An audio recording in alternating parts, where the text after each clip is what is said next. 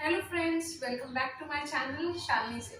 आज हम लोग वन शॉट कंप्लीट करेंगे एटम्स एंड मॉलिक्यूल्स की। इसमें हम लोग पूरा बेसिक से लेकर हायर लेवल तक पूरा कंप्लीट करने की कोशिश करेंगे। तो चलिए स्टार्ट करते हैं। तो सबसे पहले हम लोग एटम और मॉलिक्यूल की हिस्ट्री जान लेते हैं।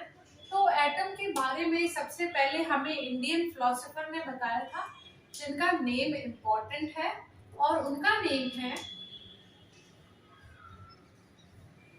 महर्षि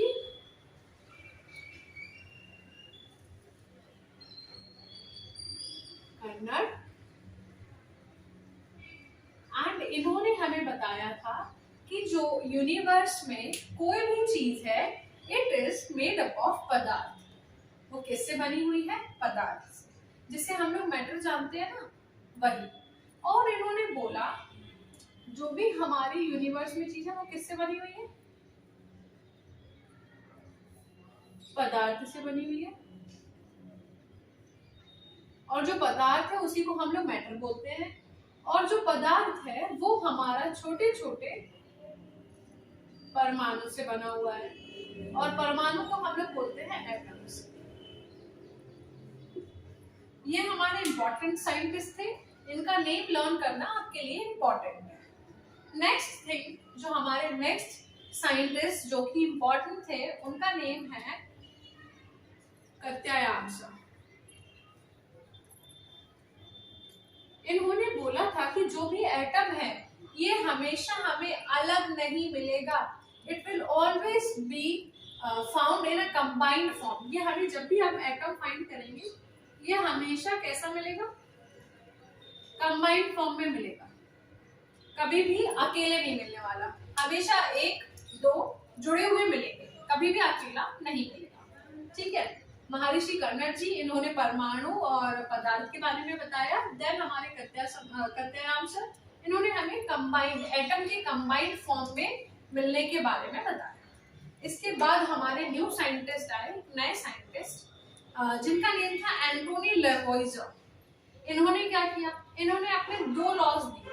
पहला लॉ दिया conservation of mass, second law दिया constant proportion, law of constant proportion. अब हम उसके बारे में थोड़ा डिस्कस करते हैं। ओके,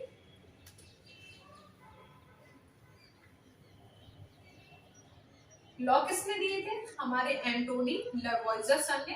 पहला लॉ उनका था law of constant, law of conservation of mass, conservation of मास। इन्होंने इस लॉ में बोला कि अगर कोई भी केमिकल रिएक्शन होती है तो जो हमारे रिएक्टेंट्स थे और जो हमारा प्रोडक्ट फॉर्म हुआ है वो हमेशा इक्वल मास में रहेगा। What is the meaning? इस सेंटेंस का मीनिंग क्या हुआ? देखिए, जैसे आपने कोई एक ले लीजिए एग्जाम्पल, एक आपने एसिड ले लिया, आपने बेस लिया, उसको रिएक्ट कराया तो आपका सॉल्ट वाटर फॉर्म हुआ, जो कि हमारी केमिकल रिएक्शन है। ये क्या है? हमारी केमिकल रिएक्शन है। और जो भी हमारे एरो की लेफ्ट हैंड साइड होते हैं, इन्हें हम क्या बोलते हैं? रिएक्टेंट्स। जो भी हमारे राइट हैंड साइड होते हैं उसे क्या बोलते हैं? प्रोडक्ट्स। जब भी हमारे रिएक्टेंट मिलकर प्रोडक्ट को फॉर्म करते हैं और जो हमारा प्रोडक्ट है ये कोई भी प्रॉपर्टी शो नहीं करता है, ना तो प्रोडक्ट हमारा एसिड की प्रॉपर्टी शो करेगा, ना तो बेस की शो करेगा, तो हम इस रिएक्शन को केमिकल रिएक्शन बोलते हैं। लेकिन जो हमने रिएक्टेंट्स लिए थे, लेट से हमने एसिड 5 ग्राम लिया था और हमने बेस 10 ग्राम लिया था, ये टोटल हो गया हमारा 15 ग्राम। और जब हम लोग अपना प्रोडक्ट, जो हमारा सॉल्ट वाटर का फॉर्मेशन हुआ है, उसे वे करेंगे तो वो भी हमारा कितना निकलेगा? 15 ग्राम। तो इन्होंने बोला कि जो मास है वो क्या रहेगा? कांस्टेंट रहेगा, कांस्टेंट रहने वाला है। मींस इनका क्या लॉ था? इनका पहला लॉ था लॉ ऑफ कंजर्वेशन ऑफ मास। अगर कोई भी केमिकल रिएक्शन हो रही है तो जो मास है वो कंजर्व रहने वाला है। And the statement was mass can neither be created nor it can be destroyed. Mass can neither be created nor it can be destroyed in a chemical reaction. Okay, अब हम लोग इनका सेकेंड लॉ पढ़ लेते हैं। Second law was the law of constant proportion. Law of constant proportion.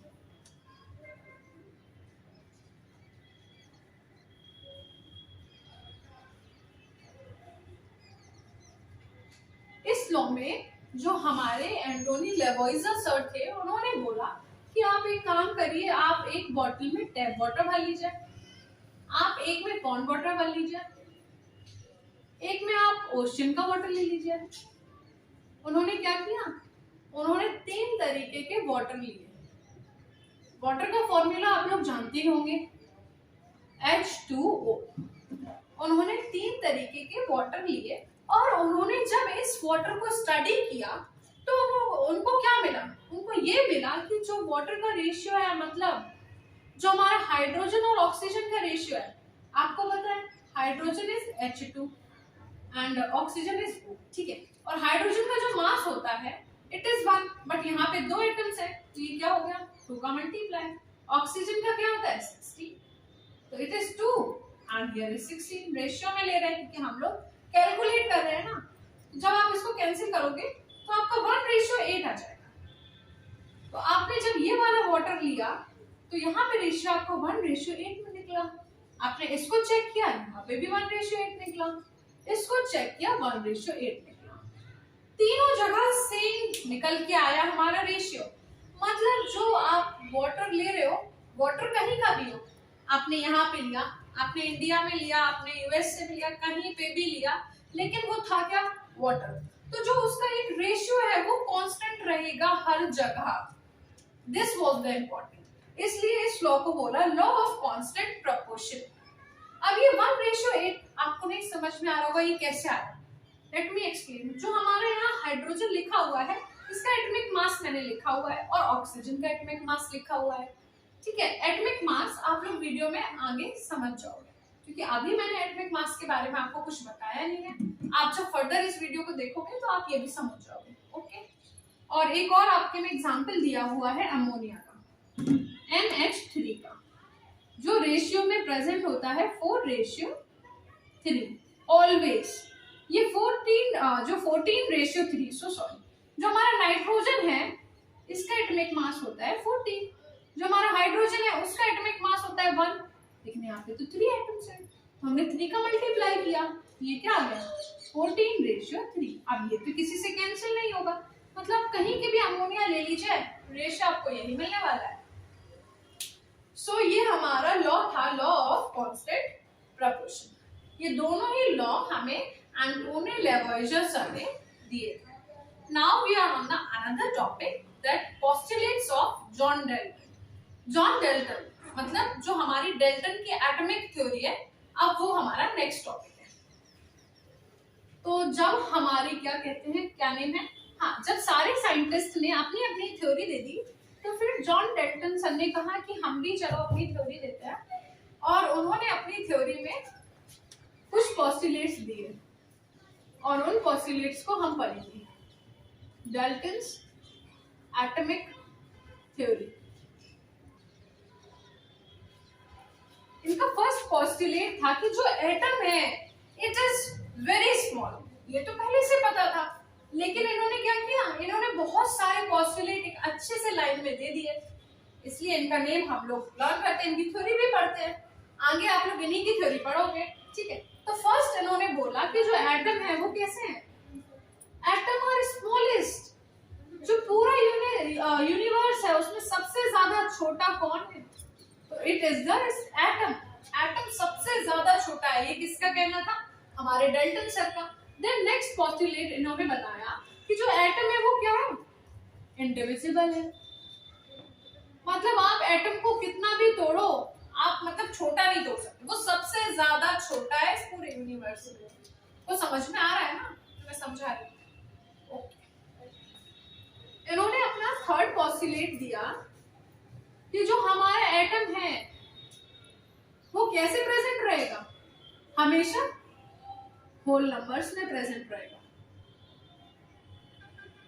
और इन्होंने fourth postulate अपना दिया कि अगर आप कोई भी एटम ले रहे हो सेम एलिमेंट से, कोई भी दो एटम आपने लिए हैं सेम एलिमेंट से, तो वो क्या करेगा, दोनों ही अपनी केमिकल प्रॉपर्टीज कैसी दिखाएंगे, दोनों ही अपनी केमिकल प्रॉपर्टीज सेम दिखाएंगे। अगर आपने कोई भी दो एटम ले लिए, लेट से आपके पास एक आयरन का शीट था, उससे आपने दो एटम निकाले यहाँ से, तो वो दोनों ही आयरन के थे, आपने इससे इलेक्ट्रिसिटी पास कराई होगी, इससे भी होगी, ठीक। आपने इनमें केमिकल प्रॉपर्टीज देखी तो वो भी सेम मिलेंगी। मींस ये दोनों एटम क्या है, सेम ही एलिमेंट को बिलोंग करते हैं, सेम ही चीज से आए हैं, मींस उसकी जो केमिकल प्रॉपर्टीज होंगी वो कैसी होंगी, सेम, ठीक है। अब हम लोग आगे पढ़ेंगे एटम का स्ट्रक्चर, ठीक है। अगर आपको ये समझ में आ रहा हो तो वीडियो को लाइक कर दीजिए, ठीक।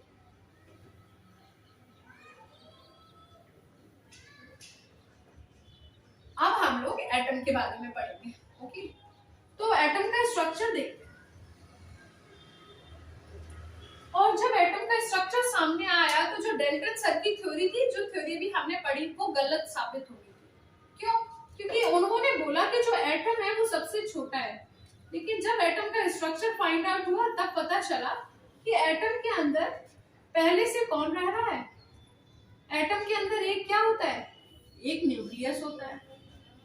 क्या होता है, न्यूक्लियस। उस न्यूक्लियस के अंदर कौन रह रहा है, प्रोटॉन, और न्यूट्रॉन पहले से रह रहे हैं, और आसपास कौन रिवॉल्व कर रहा है, इलेक्ट्रॉन रिवॉल्व कर रहे हैं। तो आप लोग खुद सोचिए कि जब एटम इतना छोटा है, अब एटम के अंदर जो लोग रह रहे हैं वो तो एटम से छोटे होंगे ही ना, तो क्या एटम सबसे छोटा है, नहीं। जब प्रोटॉन और न्यूट्रॉन उसके अंदर रह रहे हैं और इलेक्ट्रॉन रह रहे हैं, मतलब वो लोग छोटे हुए ना, एटम कैसे छोटा हो सकता है। इसलिए इनकी ये जो थ्योरी थी वो रॉन्ग होगी। और एटम का स्ट्रक्चर होता है कुछ इस तरीके का, बीच में इसमें न्यूक्लियस होता है, और यहाँ पे प्रोटॉन्स और न्यूट्रॉन्स भरे रहते हैं, प्रोटॉन्स प्लस न्यूट्रॉन्स, और इलेक्ट्रॉन्स ऐसे ऑर्बिट, इसको क्या कहते हैं, जैसे हमारी अर्थ ऑर्बिट में रिवॉल्व करती है, इस ऑर्बिट का दूसरा नेम भी है शेल, इसे हम शेल कहते हैं, ठीक है। और सारे इलेक्ट्रॉन्स जितने भी होते हैं वो अलग अलग ऑर्बिट में ऐसे रिवॉल्व कर रहे हैं, ठीक है। वो अपनी अपनी एनर्जी के अकॉर्डिंग अलग अलग शेल्स में रिवॉल्व कर रहे हैं, वो मैं अभी एक्सप्लेन करती हूँ, पहले ये समझ लीजिए। तो जो हमारा न्यूक्लियस है वो सेंटर में होगा, और सेंटर के अंदर क्या होगा, प्रोटॉन्स और न्यूट्रॉन्स होंगे, और प्रोटॉन और न्यूट्रॉन को साथ में क्या बोलेंगे, न्यूक्लियॉन्स। तो आपका एक न्यू टर्म तैयार हो गया। न्यूक्लियॉन्स क्या होता है, न्यूक्लियॉन्स होते हैं जो हमारे प्रोटॉन्स और न्यूट्रॉन्स दोनों को अगर हम लोग साथ में रख दें तो वो न्यूक्लियॉन्स बन जाएगा। लेकिन दोनों लोग साथ में रहते कहाँ, वो न्यूक्लियस के अंदर रहते हैं, और जो हमारे इलेक्ट्रॉन है वो कहाँ रहते हैं, वो रिवॉल्व कर रहे हैं, कहाँ पे, ऑर्बिट में, अपनी अपनी ऑर्बिट में रिवॉल्व कर रहे हैं, ठीक है। अब आप लोगों ने पढ़ा होगा वो 281 इस तरीके से कुछ वैलेंसी भरवाते हैं टीचर्स स्कूल के, क्योंकि आई एक्सप्लेन राइट नाउ। तो आपको अच्छे से स्ट्रक्चर तो समझ में आ ही गया होगा एटम का। Let me explain. ये आपका हुआ क्या, न्यूक्लियस, इसके अंदर कौन है, आपके प्रोटॉन प्लस न्यूट्रॉन। यहाँ पे क्या होता है, आपकी शेल होती है कुछ, और यहाँ पे कौन बैठे हुए होते हैं, इलेक्ट्रॉन्स। यहाँ पे आपके इलेक्ट्रॉन बैठे हुए हैं। तो आप कैसे डिसाइड करोगे कि अंदर वाली शेल में कितने इलेक्ट्रॉन्स रहेंगे, बाहर वाली शेल में कितने इलेक्ट्रॉन्स रहेंगे। तो एक कंडीशन यहाँ पे अप्लाई होती है, क्या, जिसके पास जितनी एनर्जी होगी वो उसी के अकॉर्डिंग यहाँ पे बैठेंगे। मतलब ये डिसाइड कौन करता है कि इलेक्ट्रॉन्स कौन से ऑर्बिट में रहेंगे, it is the energy level which decide. तो जो हमारी पहली ऑर्बिट होगी उसको हम लोग क्या बोलते हैं, के शेल, इसके बाद एल, इसके बाद एम, और इसके बाद एन ओ पी, ये कंटिन्यू बनी रहती है, ठीक है। पहले शेल का नेम के होगा, फिर होगा एल, फिर होगा एम। अब अगर आपसे क्वेश्चन ये पूछ लेता है कि के शेल में कितने इलेक्ट्रॉन्स रहेंगे, तो उसका फॉर्मूला है 2n²। ये इसका फॉर्मूला है। अब जो हमारी क्वेश्चन आ जाता है कि के शेल में कितने इलेक्ट्रॉन्स हैं, ये आपको बताना है। तो के शेल के लिए हमें पता है के शेल कौन सी ऑर्बिट में है, के शेल हमारी पहली ऑर्बिट है। तो हम क्या रख देंगे, इस फॉर्मूले में n की जगह 1 रख देंगे। 2 × 1 का स्क्वायर, तो हमारी के की वैल्यू क्या आ जाएगी, के में कितने इलेक्ट्रॉन्स रहेंगे, 1 का स्क्वायर इज 1, मतलब हमारी के शेल में सिर्फ 2 इलेक्ट्रॉन रहने वाले हैं। अब हम लोग एल शेल की बात करेंगे।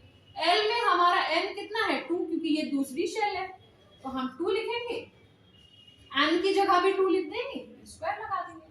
2 का स्क्वायर होता है 4 × 2, तो मतलब एल वाली शेल में हमारे कितने इलेक्ट्रॉन्स आएंगे, 8। अब एम वाली शेल में कितने आएंगे, 18। एन वाली शेल में कितने आएंगे, 32। एंड इसी तरीके से कंटिन्यू होता रहेगा।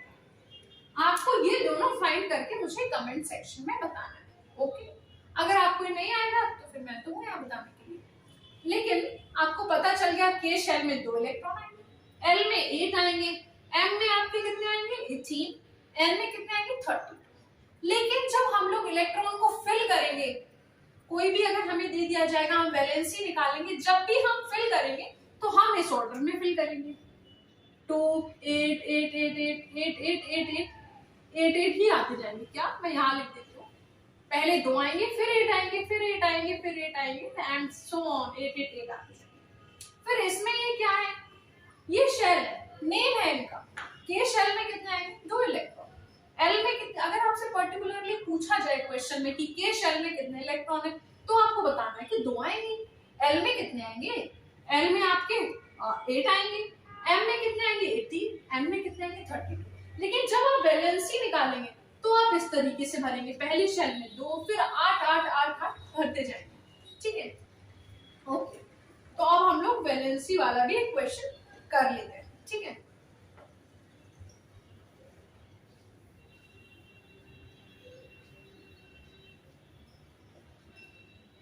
तो सुनिए, सबसे पहले हमें एक एटॉमिक नंबर, सॉरी मैं एक चीज बताना भूल गया, आपके एटम में जितने प्रोटॉन्स प्रेजेंट होंगे, क्या, number of protons, number of protons, उसी को हम क्या कहेंगे, atomic number. Number of proton हमें क्या बताएगा, एटॉमिक नंबर। और जो हमारा क्या होता है, एटॉमिक मास होता है, वो क्या होता है, जो हमारा एटॉमिक मास होता है वो होता है number of protons plus number of neutrons.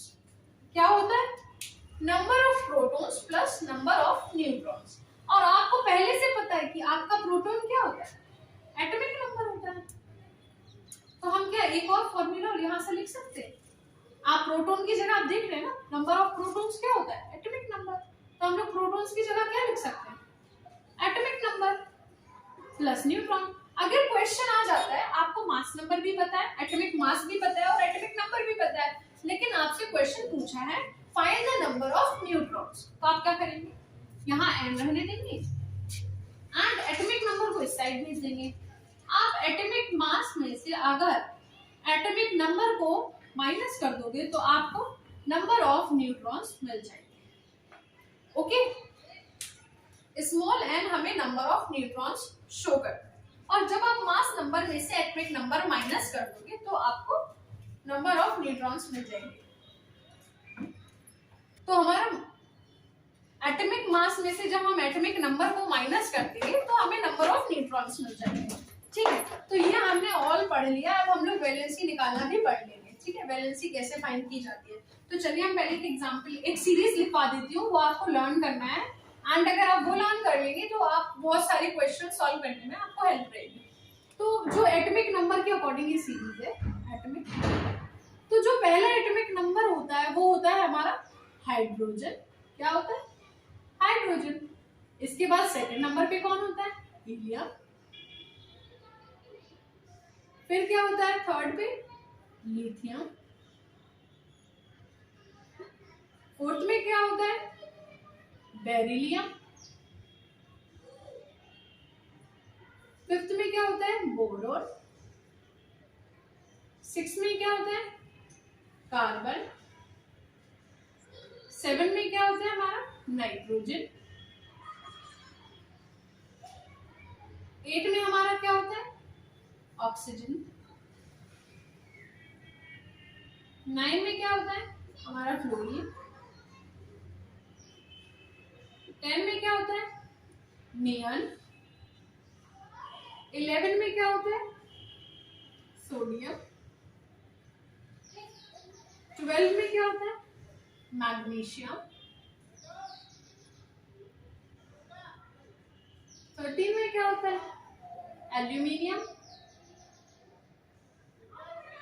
14 में क्या होता है हमारा?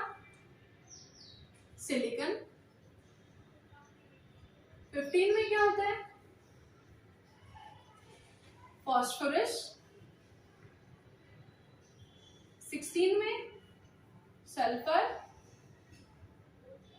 17 में क्लोरीन। 18 में आर्गन। 19 में पोटेशियम। 20th में कैल्शियम। ये आप लोग लर्न करना चाहो तो आप लोग इसे लर्न कर सकते हो, ठीक है। और 10 तक बहुत इंपॉर्टेंट है आप लोगों को लर्न करना। जब आप एटॉमिक नंबर के अकॉर्डिंग लर्न कर लोगे तो आपको दो तीन चीजें लर्न हो जाएगी। जैसे कि आपको पता हो जाएगा कि जो हमारा हाइड्रोजन है इसका एटॉमिक नंबर क्या है? 1 है। तो इसमें प्रोटॉन्स कितने होंगे?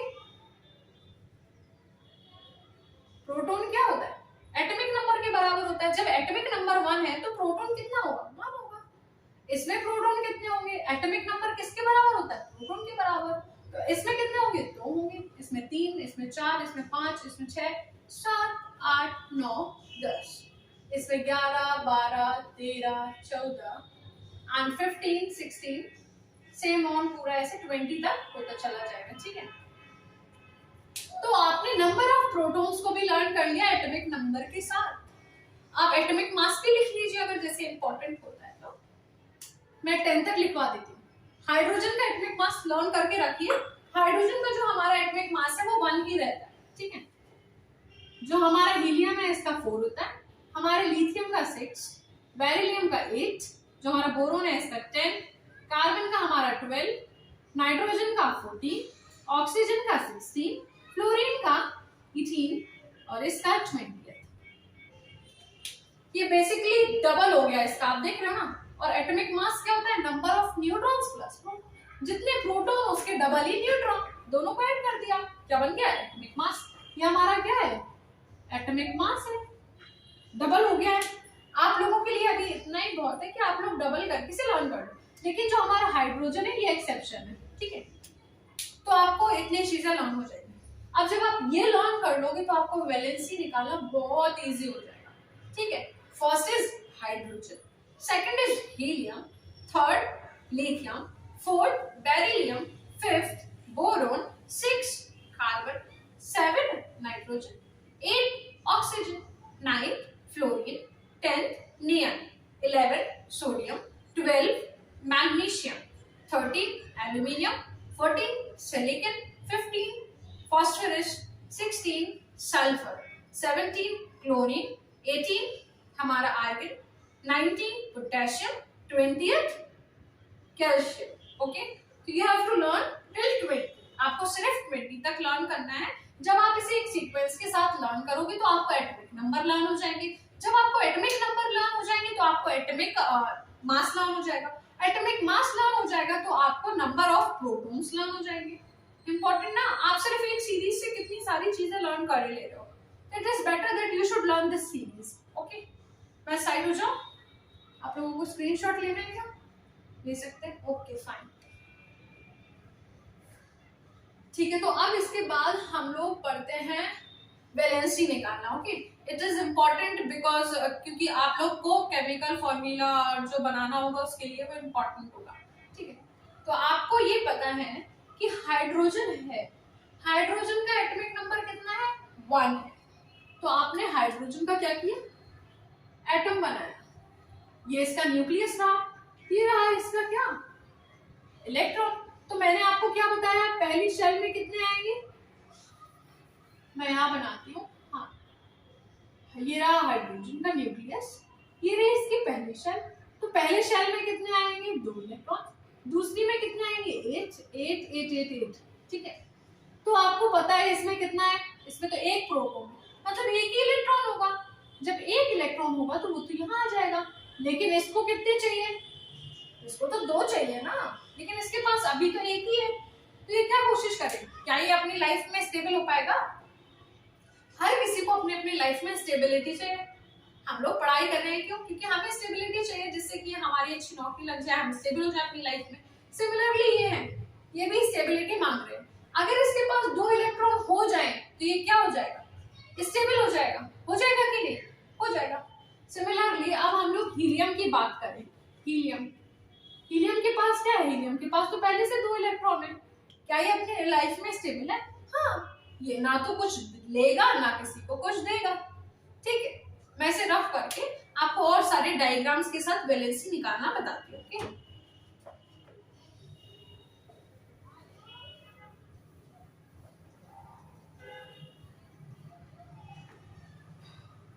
चलिए अब हम लोग ऑक्सीजन के साथ वर्क करते हैं। ऑक्सीजन का हमारा जो एटॉमिक नंबर है वो क्या होता है, 8। तो आपने ऑक्सीजन का ये बना दिया न्यूक्लियस, ओके, ये O है, O इज फॉर ऑक्सीजन, ये हमारा उसका न्यूक्लियस। ये मैंने बनाई इसकी फर्स्ट शेल में कितने इलेक्ट्रॉन आ जाएंगे, 2 इलेक्ट्रॉन आ जाएंगे। इसके बाद वाली शेल में कितने इलेक्ट्रॉन आएंगे, इसके पास कितने इलेक्ट्रॉन होते हैं, 8। पहले में 2 आ जाएंगे, इसके बाद वाले में 6 आ जाएंगे। तो 6 बनाइए, 1 बन गया, 2 बन गया, 3, 4, 5, 6। क्या ये स्टेबल है? नहीं है, क्योंकि इसको कितने चाहिए, 2, 8 चाहिए। जैसे अगर इसके पास 8 हो जाएंगे, ये क्या हो जाएगा, स्टेबल हो जाएगा। तो इसको क्या चाहिए, 2 लोग और चाहिए। अगर इसके पास 2 लोग और होते तो ये क्या बन जाता, स्टेबल हो जाता। हम लोग अब सोडियम का एग्जाम्पल ले लेते हैं। सोडियम का क्या होता है, हमारा एटॉमिक नंबर 11, मतलब 2, 8, 1, ठीक है। तो हम जब सोडियम लिखेंगे, सोडियम का सिंबल होता है Na। तो पहली शेल में कितने आ जाएंगे, 2 आ जाएंगे। इसकी बाद वाली शेल में कितने आ जाएंगे, 8 आ जाएंगे। और इसकी लास्ट वाली शेल में कितने आ जाएंगे, 1 आ जाएगा। लेकिन इसे तो स्टेबिलिटी चाहिए है ना, क्योंकि अगर स्टेबिलिटी चाहिए तो इसको लास्ट वाली शेल में 8 होना चाहिए, लेकिन यहाँ तो 1 है। तो क्या ये स्टेबल है? नहीं है। जब तक ये स्टेबल नहीं होगा ये घूमता रहेगा, इसको स्टेबिलिटी चाहिए। तो ये क्या कोशिश करेगा, आप खुद सोचो, इसको 8 इलेक्ट्रॉन चाहिए स्टेबल होने के लिए, लेकिन क्या ये 8 लोगों को, मतलब एक तो उसके पास पहले से है, क्या ये 7 लोगों को बुला पाएगा स्टेबल होने के लिए? आप खुद सोचो ना कि यहाँ पे उसके पास सिर्फ 1 है, क्या 1 लोग 7 लोगों को बुला लेगा स्टेबल होने के लिए? नहीं बुला पाएगा ना। तो क्या होगा, यहाँ पे 1 है, इसको 7 को चाहिए, नहीं बुला पाएगा। तो ये क्या कोशिश करेगा, हम इसको ही घर से बाहर निकाल दें। जब ये घर के बाहर जाएगा तो हमारे अंदर वाली शेल में 8 हो जाएंगे। तो सोडियम क्या करेगा, अपने घर से 1 को बाहर भगा देगा। जैसे इस वाले इलेक्ट्रॉन को वो बाहर भगाएगा, इसके पास कितने हो गए, देखिए 8 इलेक्ट्रॉन्स हो गए। क्या ये स्टेबल हो गया? हाँ। जब कोई भी एटम इलेक्ट्रॉन देता है, मतलब उसके घर से कौन चला गया, एक कोई घर छोड़ के चला। घर छोड़ के कौन जाएगा, जो गंदा होगा ना, जो बेकार इंसान होगा वही तो घर छोड़ के जाएगा। मींस ये घर छोड़कर जा रहा है, इसको भगा दिया गया है घर से, ये गंदा लड़का है, ठीक है, ये बाहर चला गया। मींस अब इसमें साइन कौन सा आ जाएगा, जब आप अपने घर से नेगेटिविटी को धक्का देके बाहर भगा दोगे, आपके घर में कौन बचे, अच्छे लोग, मतलब पॉजिटिविटी बची। आपने नेगेटिविटी को तो घर से भगा दिया ना। जैसे आपने इसको भगाया, इसके ऊपर क्या आ जाएगा, सोडियम ने कितने लोगों को भगाया, उसने सिर्फ 1 लोगों को धक्का दिया, मतलब 1 पॉजिटिव उसके घर में चार्ज आ गया। तो ये हम इस तरीके से लिखते हैं। तो इसकी वैलेंसी कितनी हो गई, +1। अब हम लोग यहाँ ऑक्सीजन की बात करें। ऑक्सीजन के पास 2 लोगों की कमी पड़ रही थी, तो ये 2 लोगों को बुलाना चाह रहा था। तो ऑक्सीजन ने कहा कि चलो हम इन दोनों को अपने यहाँ घर में बुला लेते हैं। जब कोई इंसान अपने घर में, कोई बाहर जो लोग घूम रहे हैं उनमें से कोई 2 लोगों को बुला लेगा, तो आप लोग खुद समझो उनके घर में नेगेटिविटी आएगी। हाँ, तो इसके घर में क्या आ गई, नेगेटिविटी आ गई। क्यों? क्योंकि इसने बाहर जो सड़क में रोड पे जा रहे थे जो लोग, उनको बुला लिया, तो इसके घर में कितनी नेगेटिविटी आई? 2 लोगों को बुलाया मतलब 2 माइनस आ गई। तो ऑक्सीजन की वैलेंसी क्या होती है? 2 माइनस। और हम लोग लिखेंगे कैसे? O2 minus. जब भी कोई लोगों को बुलाता है तो उसमें 2 माइनस, और जब भगाता है तो उसमें प्लस। और वैलेंसी हमेशा 1 2 3 होगी, या तो वो प्लस में होगी या वो माइनस में होगी। इसने एक लोगों को भगाया तो ये प्लस में आ गई। जब ये प्लस में आ गई तो ये क्या बन गया? Na plus. जब भी किसी एटम के ऊपर प्लस या माइनस साइन लगाओ, इससे हम लोग क्या कहते हैं? आयंस। ये क्या है? आयंस।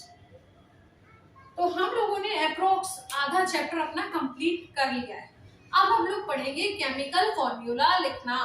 ओके, तो चलिए जल्दी से पढ़ लेते हैं उसे। अब हम लोग केमिकल फॉर्मूला लिखना पड़ेंगे। ओके, आपके पास 2 चीज है। आपके पास क्या है? एक सोडियम है, एक क्लोरीन है।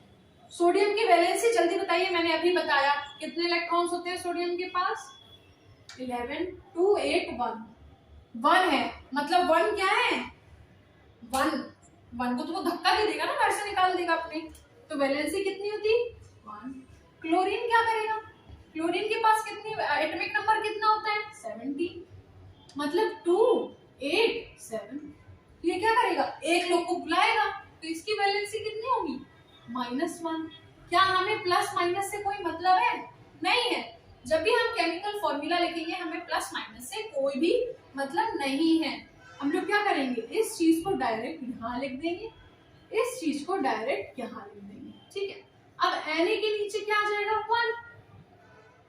Cl के नीचे क्या आ जाएगा? 1। क्या 1 लिखने की जरूरत है? नहीं। तो क्या ये हमारा कंपाउंड क्या हमारा ये एक फॉर्मूला बन चुका है? NaCl बन गया। अब आपको जैसे मैं एक और लिखती हूँ, MgSO। मैग्नीशियम का कितना होता है आपका वैलेंसी? अब आप लोग कुछ फाइंड करके मुझे कमेंट सेक्शन में बताइए। मैग्नीशियम का कितना होता है? सल्फर का कितना होता है? -2। ये उधर जाएगा, ये उधर जाएगा, लेकिन ये तो 2 2 से ये तो कैंसिल हो रहा है ना, ये तो दोनों ही 2 की टेबल में आते हैं। तो हम पहले से कैंसिल करेंगे। 2 1 2 2 1 2। हमें इस प्लस माइनस से कोई मतलब नहीं है। ये 1 हमारा यहाँ लिख जाएगा, ये वाला 1 हमारा यहाँ लिख जाएगा। ये क्या बन जाएगा? MgSO4। 2-3 इंपॉर्टेंट वो है, उनके लिख लीजिए वैलेंसी, जो आपको लर्न करनी पड़ेगी। ये क्या होता है?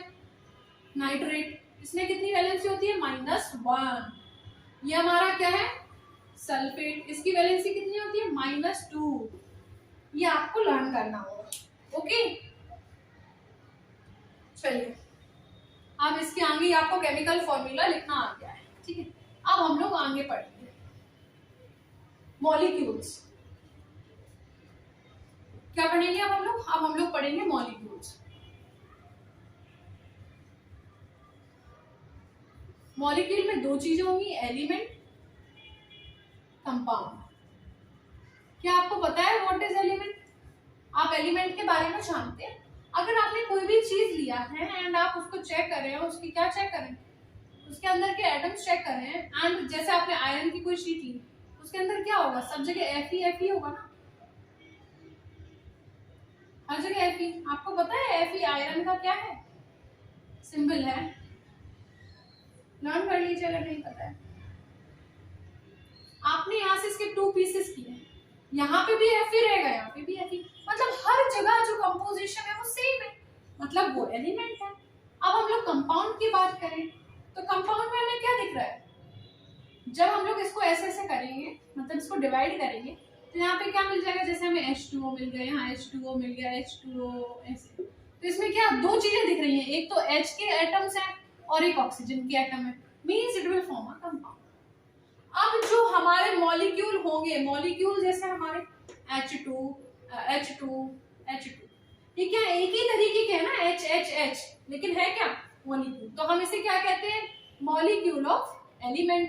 अब कंपाउंड लाइक H2O, ये क्या है? कंपाउंड। तो हम इसे क्या कहते हैं? Molecule of compound. ओके, समझ में आया आप लोगों को? ये क्या है? एलिमेंट जिसमें सेम तरीके के प्रेजेंट हो, इट इज एलिमेंट। और एलिमेंट क्या है? जब हमारे सेम तरीके को, लाइक H2 ये मॉलिक्यूल ले लिया हमने, तो हम इस वाले को क्या बोलेंगे, मॉलिक्यूल ऑफ एलिमेंट, इस वाले को क्या बोलेंगे, मॉलिक्यूल ऑफ कंपाउंड। ओके, अब हमारा नेक्स्ट एक दो टॉपिक और बचे हैं इस चैप्टर में, उसे कंप्लीट करते हैं। जैसे आप मार्केट में जाते हो कोई भी सामान लेने के लिए, तो आप लोग किस यूनिट में लेते हो, या तो आप उसे गिनकर लेते हो कि मुझे जैसे 12 चॉकलेट चाहिए, ठीक है, या तो आप मास से लेते हो ना कि मुझे 1 किलो चाहिए, 2 किलो चाहिए, है ना। तो हमारे इसमें कुछ यूनिट है, लाइक 1 डजन, ये आपको ऑलरेडी पता होगा। 1 डजन किसके बराबर होता है, 12 यूनिट्स के बराबर होता है। जैसे हम बनानास लेने जाते हैं तो 12 बनानास आ जाते हैं हमारे। अब एक स्कोर, ये आपको लर्न करना है, एक स्कोर किसके बराबर होगा, आपका 20 यूनिट्स के बराबर होगा। आपने 20 चॉकलेट खरीदी, आप उसे एक स्कोर बोल सकते हो, ठीक है। अब आपका एक ग्रॉस किसके बराबर होगा, 144 यूनिट के। अगर आप 144 यूनिट खरीद के लाए हो तो आप बोल सकते हो कि मैंने एक ग्रॉस चॉकलेट खरीदी है। आप 288 खरीद के लाए हो, आप बोल सकते हो कि आपने कितनी खरीदी है, 2 ग्रॉस चॉकलेट खरीदी है, ठीक है। ये यूनिट है, जैसे हम लोग कोई चीज काउंट करके लेते हैं, सिमिलरली ये भी हम काउंट करके लेते हैं। लेकिन जब हम कोई भी केमिकल कंपाउंड खरीदने जाते हैं तो हम गिन के नहीं लेते कि हमें 1 चाहिए, 10 चाहिए, 20 चाहिए, 1 किलो चाहिए। आप देखते हैं ना, इतनी छोटी सी वो, इसमें इतना कम अमाउंट में हमें डालना होता है। तो आप खुद सोचिए कि वो 1 किलो 2 किलो कैसे आएगा। तो इसमें एक यूनिट होती है जिससे हम लोग क्या करते हैं, मेजर करते हैं। वो क्या होता है, वो होती है हमारी मोल। क्या, मोल। अब हमारे एक मोल में कितने पार्टिकल्स आते हैं, ये इंपॉर्टेंट है। 6.022 इंटू 10 टू दी पावर 23 आते हैं। एक मोल में आपके कितने पार्टिकल आएंगे, 6.022 इंटू 10 टू दी पावर 23। ये मेजरिंग यूनिट है अगर आप कोई भी केमिकल कंपाउंड खरीदते हैं तो, ठीक है। अब इसके बाद ये यूनिट आई कहां से है, कहां से इसका एग्जिस्टेंस हुआ, तो कहां से एग्जिस्टेंस हुआ वो सुनिए। जो आपके बुक में एक एग्जाम्पल दिया हुआ है कि आपने क्या किया, एक वाटरमेलन लिया, ठीक है, उसके कितने पार्ट किए, 12 पार्ट। 12 में से आपने एक पार्ट ले लिया और उसको क्या किया, एक बैलेंस में एक साइड रख दिया। ये रखा आपका वाटरमेलन का एक पार्ट, और एक बैलेंस में आपने क्या लिए, एप्पल्स लिए, उसको आप वे करके देख रहे हो। सिमिलरली यहीं से ओरिजिनेट हुआ हमारा 1 मोल का यूनिट का कॉन्सेप्ट। उन्होंने क्या किया, उन्होंने एक कार्बन एटम, कौन सा कार्बन, इसका 6 एटॉमिक नंबर होता है, हमने अभी पढ़ा, और एटॉमिक मास कितना होता है, 12 होता है, ठीक है। उन्होंने इस वाले कार्बन के कितने पार्ट किए, 12 पार्ट किए, और उन्होंने एक पार्ट निकाला और इस कहाँ रख दिया, इस वेइंग मशीन में रख दिया, ठीक है। और यहाँ पे उन्होंने क्या किया, कंपाउंड डालना शुरू कर दिया। जब वो मिलके इक्वल हो गया तो वो कितना हुआ था, 6.022 इंटू 10 टू दी पावर 23 पे इक्वल हो गया। इसीलिए जो हमारा 1 मोल होता है वो कितना होता है, 6.022 इंटू 10 टू दी पावर 23, ठीक है। अब मैं आपको मॉलिक्यूलर मास निकालना और बता देती हूँ।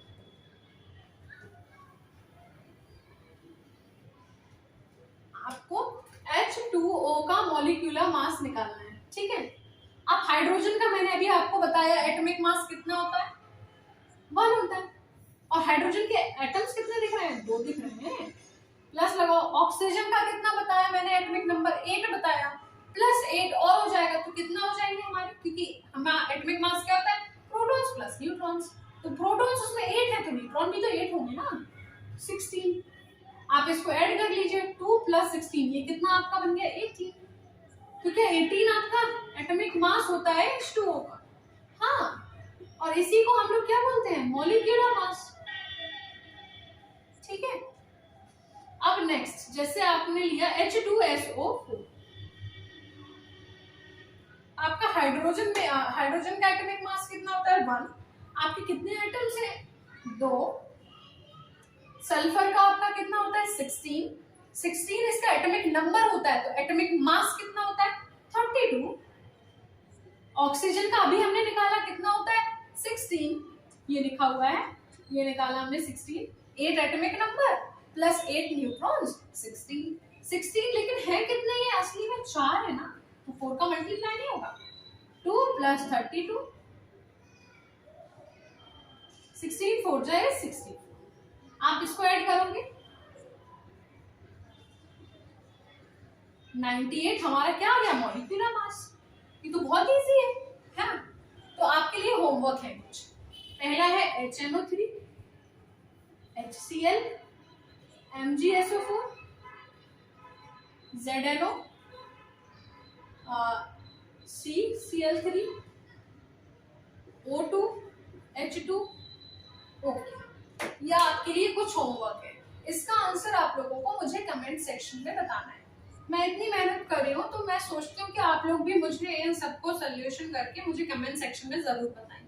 ओके फाइन, चलिए अब हम लोग लास्ट न्यूमेरिकल के फॉर्मूला और पढ़ लेते हैं। ओके, फिर हमारा ये चैप्टर कंप्लीट होने वाला ही है। देख रहे होगे मैंने कोई भी टॉपिक इसमें नहीं छूटवाया है, सब कुछ पढ़ाया है। तो आप लोग एक लाइक और एक सब्सक्राइब तो कर ही सकते हो ना, इतना तो मैं आप लोगों से सोच ही सकती हूँ। ठीक है, चलिए तो अब हम लोग फॉर्मूला पढ़ लेते हैं। Number of moles. आप कोई भी चीज खरीद के लाए हो उसमें मोल्स कितने हैं हमें ये बता दो। तो क्या जो चीज खरीद के लाए हो वो ग्राम्स में खरीद के लाए हो ना, वो ऊपर लिख दो, जितना ग्राम है आपका वो ऊपर लिख दो, नीचे लिख दो molecular mass. Molecular mass, molecular mass की यूनिट क्या होती है, यू। पहले ये क्या होती थी, AMU। इसको क्या बोलते थे, एटॉमिक मास यूनिट। लेकिन अब इसको चेंज करके क्या कर दिया है, यूनिफाइड मास। इसलिए हम लोग यू लिखते हैं। तो हमारा अगर कभी भी हमें क्वेश्चन में क्या निकालना हो, नंबर ऑफ मोल्स, तो हम लोग ग्राम, जितना हमें वेट ग्राम में दिया उसे ऊपर रख देंगे, नीचे रख देंगे मॉलिक्यूलर मास। क्वेश्चन सॉल्व कर लेंगे, आंसर आ जाएगा। ठीक है, नेक्स्ट इसका चलिए एक एग्जांपल ले लेते हैं। आपके पास 52 ग्राम है हीलियम का, तो आप फाइंड करिए नंबर ऑफ मोल्स। ये आपके एनसीईआरटी का ही क्वेश्चन है, फाइंड करो मोल्स, कितने मोल्स हैं। तो आपको पता है मोल्स का formula, number of moles equal gram कितना दिया है आपको, 52 ग्राम दिया है। और आपको पता है कि आपका atomic mass, molar mass helium का कितना होता है, एटॉमिक नंबर 2 होता है। ये क्या है, एटॉमिक नंबर, मतलब प्रोटॉन्स। इतने प्रोटॉन है मतलब इतने ही न्यूट्रॉन होंगे, मतलब एटॉमिक मास कितना हो गया इसका, 4। आप यहाँ पे 4 रख दीजिए, 4 से इसको कैंसिल करेंगे मतलब 13, जी से जी कैंसिल, मतलब 13 आपके क्या है, मोल्स हैं आपके 52 ग्राम में। अब इसका एक और फॉर्मूला है, ठीक है, वो और पढ़ लीजिए। जो मैं आपको बार बार बोल रही थी, 6.022 into 10 to the power 23, इसको हमारा एक और नेम है, इसका नेम क्या है, एवोगाड्रोस नंबर। इसको रिप्रेजेंट किया जाता है Na से या NO से। तो ये फॉर्मूला है, जितने आपके पास पार्टिकल्स हैं उसको डिवाइड कर दो एवोगाड्रोस नंबर से। ये जो नंबर है, नंबर ऑफ पार्टिकल्स ऊपर लिखो और इस वाले नंबर से इसको डिवाइड कर दो और आपके पार्टिकल्स आ जाएंगे। ओके, चलिए इसका भी एक एग्जांपल कर लेते हैं। एक कंपाउंड है, एक चीज है आपके पास, let's say, because I don't have right now question, लेकिन कुछ मुझे याद है उसके अकॉर्डिंग 12.044 समथिंग एंड हाँ, इतने पार्टिकल्स हैं आपके पास। ठीक है, और आपको पता है एवोगाड्रोस नंबर, तो आपने वही रखा और आपको नंबर ऑफ मोल्स निकालना था, मोल्स। तो आपने इसको इससे कैंसिल किया, 2 आ गया, मतलब 2 नंबर ऑफ मोल्स है इसमें प्रेजेंट। और जितने भी इसके बाकी न्यूमेरिकल्स हैं मैं इसके नेक्स्ट वाली वीडियो में कराने वाली हूँ। आप लोगों को बस करना क्या है, आप लोगों को मेरे चैनल को सब्सक्राइब करना, जितना मैंने इसमें होमवर्क दिया है वो करना है। न्यूमेरिकल सारे ट्राई करिए, इसी फॉर्मूले से बन जाएंगे। जो नहीं बनेंगे मैं बता दूंगी ना नेक्स्ट वीडियो, बस लेकिन वीडियो को लाइक और चैनल को सब्सक्राइब करना है आप लोगों को। ठीक है, ये वीडियो अच्छी लगी है, बुरी लगी है, जैसी भी लगी है आप लोग मुझे कमेंट सेक्शन में जरूर बताइएगा। Okay, thanks for watching.